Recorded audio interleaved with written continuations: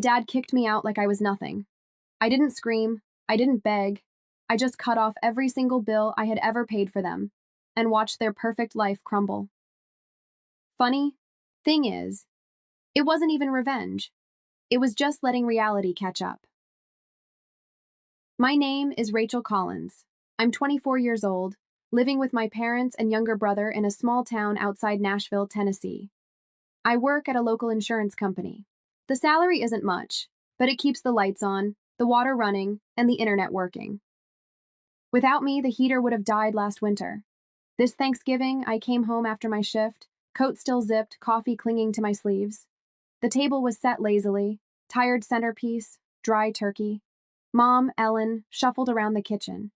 Dad, Frank, sat at the head of the table, nursing a glass of whiskey, staring into nothing. Dinner started in brittle silence. I scooped mashed potatoes onto my plate, forcing a smile at my brother Logan. Then Dad slammed his knife down, the noise making me jump. "Rachel," he said, locking eyes with me. "You're dead weight. You're not staying here anymore." I froze. Mom laughed nervously, like she could erase the moment. But Dad's face stayed cold. Logan gaped, fork frozen midair. "You heard me," Dad said. "My house, my rules. You're out." I hadn't stayed because I needed a roof. I stayed because they needed me. Dad had lost his job. Mom only worked part-time. Without my paycheck, they wouldn't have survived. And now, on Thanksgiving, they were treating me like a parasite. Mom opened her mouth, but Dad cut her off sharply. "I've made my decision." Logan's voice cracked. "If they can throw you out, who's next?" I inhaled slowly. I didn't need to argue. They'd made their choice. Now I would make mine. I stood, scraping back my chair, carried my half-eaten plate to the sink. I gave Logan a small nod, the only goodbye I could manage. Upstairs, I packed my clothes in silence. No tears, no pleading. Tomorrow, the heater would go silent, and the house would feel exactly as cold as they made it. I pulled my suitcase from under the bed and started folding my clothes. Every shirt, every notebook I bought with overtime pay, quietly packed away. This room once comforted me. Now it was just a shell, a soft knock. "Rachel?" Logan whispered. "Did you lock the door?" I opened it. He stepped in, shoulders hunched. "Are you really leaving?" His eyes were red, but he stayed strong. I nodded. "They said it, didn't they? I have no reason to stay." Logan sat heavily on the bed, glancing around. The half-empty room. But who's going to pay for the electricity? The internet? He already knew the answer. I wasn't just a sister. I was the life support they depended on. "I know," I said softly. "But I can't live my whole life as a walking wallet, Logan. I deserve to breathe." He clenched his fists. "I want to go with you." I froze. "You can't. You're still in school, still a minor." "Then where will you go?" "I'll stay at Tessa's for a few days. I have savings. I'll manage." Logan looked down. "They don't deserve you." I sat beside him, resting a hand on his shoulder. "Doesn't matter. What matters is you don't get trapped too. Hold on a little longer. When you're old enough, I'll help you leave." He nodded slowly. "You'll text me, right?" "Every day." He slipped away down the hall. The look he gave me twisted something deep inside. I finished packing, double-checking drawers and corners. Near midnight, suitcase ready, I pulled out my phone and logged into every bill account, electricity, internet, water, Mom's second credit card. I removed my information from all of them. No more silent warnings. No more invisible sacrifices. I wheeled my suitcase downstairs. No one came to stop me. The TV buzzed in the living room as if nothing had changed. Opened the door. The freezing wind hit my face. But for the first time in years, I felt free. That Thanksgiving night, there was no snow. But inside, I was frozen. Not from the weather, but from awakening. I had thought I was helping a family. Now I realized I had only enabled their dependence. I pulled into Tessa's driveway just before midnight. When she opened the door and saw me with my suitcase, she didn't ask questions. She just hugged me tightly. "Stay as long as you need," she said. I slept on her couch, wrapped in a quilt that smelled faintly of vanilla. The next morning, I sat at her kitchen table, opened my laptop, and began severing the last invisible chains. I logged into every utility, account electricity, internet, water, even the streaming services. One by one, I removed my name. Each time a pop-up asked if I was sure, I was sure. When I finished, I leaned back, exhaling, not with satisfaction, with relief. No more bills, no more being drained dry under the label of family. The next few days passed quietly. Work, dinner with Tessa, reading before bed, no yelling, no guilt trips. But peace never lasts when people like my father lose their scapegoat. By Wednesday, my phone buzzed nonstop. 5 missed calls from Mom, 2 from Dad, 1 text from Logan. Power's out. Dad's losing it. I didn't reply. An hour later, another text. "Rachel, what's happening? Internet's down." Dad's furious. Still, I stayed silent. That night, while Tessa and I were making dinner, my phone rang again. Against my better judgment, I answered. Mom's voice trembled. "The power's out. The TV won't work. Your dad's screaming. What's going on?" I kept my voice even. "Who do you think paid for all of that the last 4 years?" Silence, then a broken whisper. But your father said." "Exactly," I said, cutting her off. "You believed him. Now live with it." I hung up. At the time, I thought it was over. I was wrong.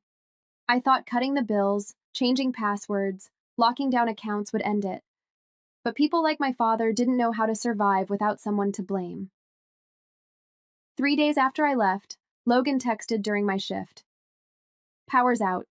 Dad smashed the microwave, punched the fuse box." I didn't answer. I knew that house was crumbling, and this was just the beginning. That night, leaving the office, I saw 6 missed calls from Mom. By the 7th, I picked up. Her voice was raw and furious.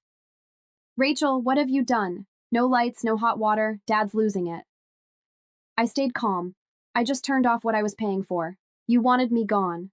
Now take care of yourselves." "You can't do this," she cried. I steadied my voice. "No. Dad already did. I'm just following orders." Silence, broken only by her heavy breathing. Finally, she whispered, "Your father thinks you're trying to get revenge." I laughed dryly. "No, Mom. I'm just living my life. What bothers you is that it's no longer for you." I hung up. They were used to my silent endurance. Now they'd have to get used to my silent absence. The next morning, another alert. Suspicious login attempt. Possible fraud. I didn't have to guess. "Dad." I called Logan. He whispered, "Dad's tearing through Mom's old notebooks, trying to hack your accounts." I closed my eyes, feeling that familiar tightness in my chest. "If anything weird happens, lock the doors. Call me immediately." "I will," he promised. I boosted my security even higher. Longer passwords, fingerprint, locks. No loopholes. But that night I couldn't shake the feeling, and the next morning, it exploded. "Rachel!" Tessa called out, panicked from the living room. "Someone's banging on the door!" I rushed to the peephole. My heart dropped. It was Dad, fists hammering the door, eyes bloodshot, voice booming. "Rachel, you think you can just walk away?" I grabbed my phone, hands steady as I dialed 911. "You forced me out of your house. You don't get to force your way into my life now." Tessa stood trembling behind me, clutching the keys. I nodded to reassure her, then spoke into the phone. "Yes, he's my father, but he's threatening me and trying to force his way in." The dispatcher stayed calm. "Officers are on the way. Stay inside. Do not open the door." Through the peephole, I saw Dad pacing, hammering the door, muttering, "Ungrateful. After everything I did for you." Tessa whispered, "This has gone way too far." "I know," I said, "but he needs to learn. He has no power over me anymore." Sirens. split the air. Heavy boots pounded up the stairs. A knock. Police! Open up! I opened the door and stepped aside. The officers confronted Dad. Sir, you're causing a disturbance. You need to leave. Dad's face flushed. She's my daughter. I have the right to talk to her. Not like this, the officer said firmly. She called us. She feels threatened. I'm not going anywhere, Dad roared, lunging toward me. I stepped back instinctively. The officers restrained him swiftly. You owe me, he screamed. I'm your father. I have rights. That phrase, I have rights, echoed like the last chain snapping.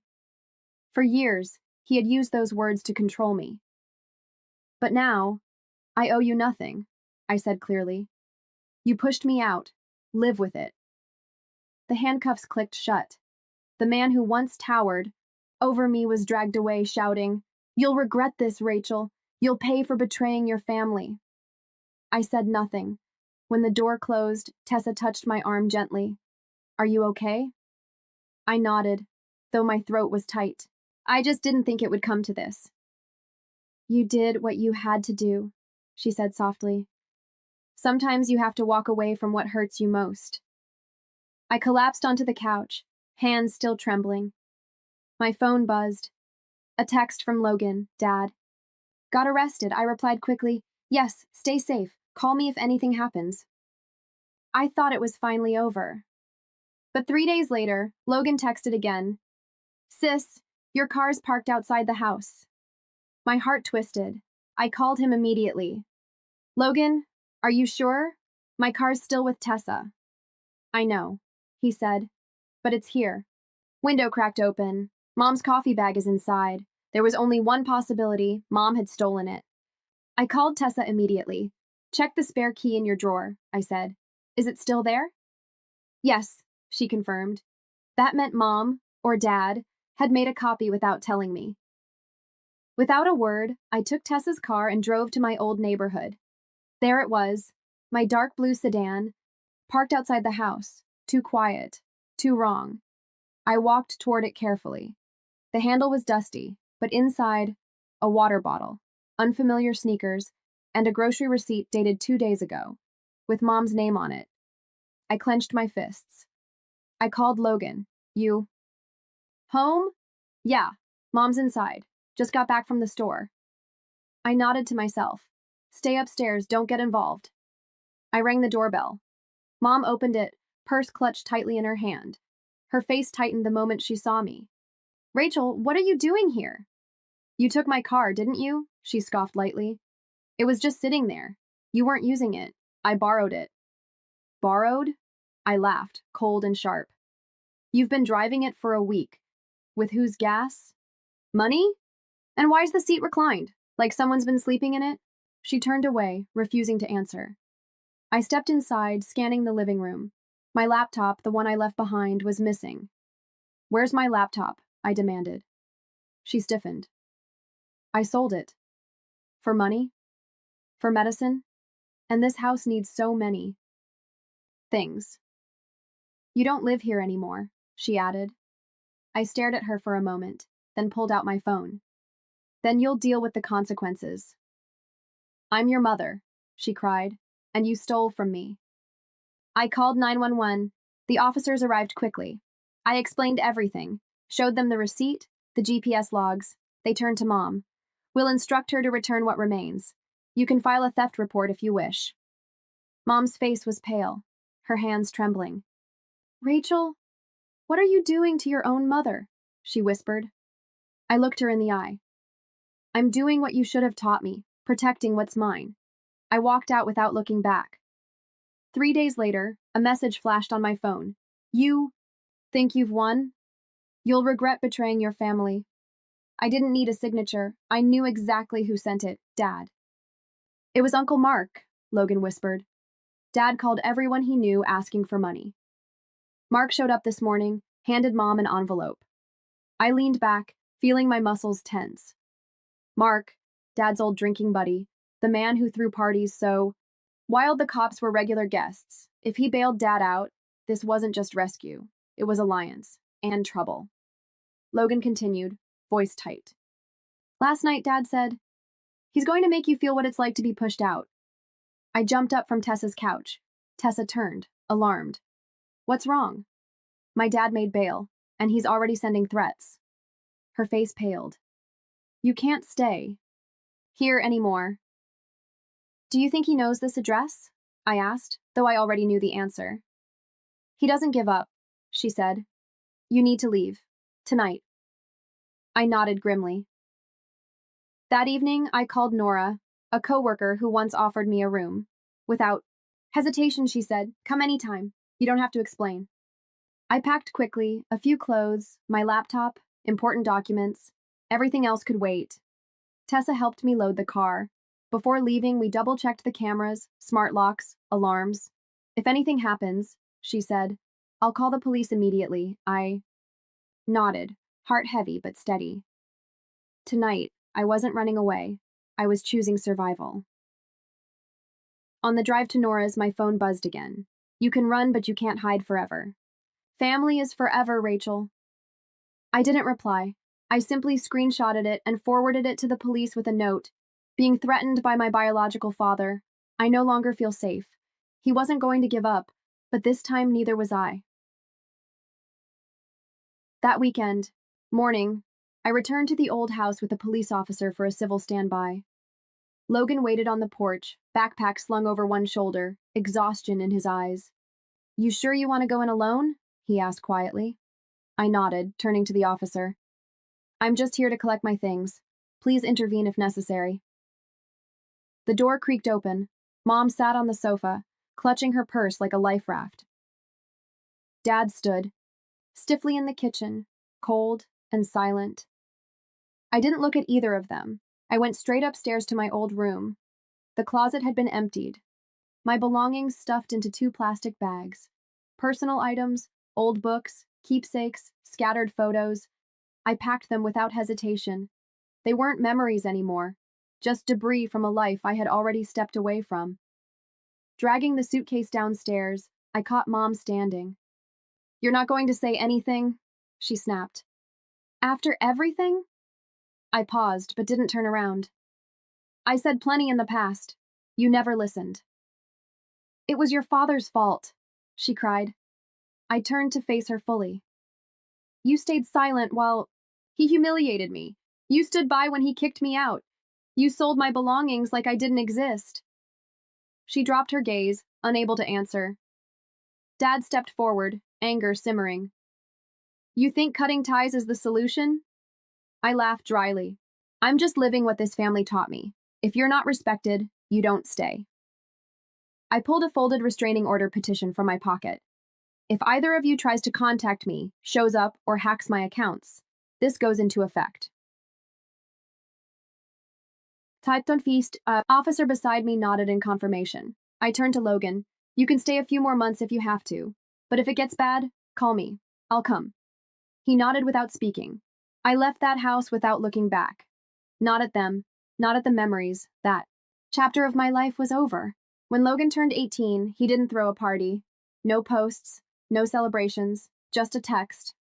Sis, I'm ready. I picked him up the next morning. A black backpack hung from his shoulder, holding a few clothes, some books, and a small framed photo. The 2 of us from my college days. No one came to see him off. The house sat dark, curtains drawn tight against the world. Not taking much? I asked, loading his bag into the trunk. Logan shrugged. The rest isn't worth bringing. He moved into the dorms at the community college where I once studied. I had dinner at a small noodle shop. Across the table, we smiled at each other, like survivors finally waking from a long nightmare. Do you think they'll try to find you? I asked. Definitely, Logan said calmly. But I'll do what you did. Cut them off. They don't have any power over me anymore. I squeezed his hand, pride swelling in my chest. Since then, he's called often, to brag about a good grade, laugh about a roommate, or vent about a professor obsessed with iced coffee. And each time, his voice sounded freer, lighter. As for my parents, after Logan and I left, everything collapsed. Dad couldn't hold a job. Mom's part-time paycheck wasn't enough. Within a year, they lost the house to unpaid rent. The last I heard, they were living in a rundown apartment on the east side. A bitter letter found its way to my old address, full of blame and desperation. I didn't respond. I had built a life from scratch, and there was nothing left to give. One crisp autumn afternoon, Logan and I sat by the river. "You know," he said, "if it weren't for you, I wouldn't believe life could be different." I squeezed his hand, looking at the vibrant sky. Nothing is worth sacrificing yourself for people who refuse to change. We didn't need a perfect family. We needed each other, two kids once lost.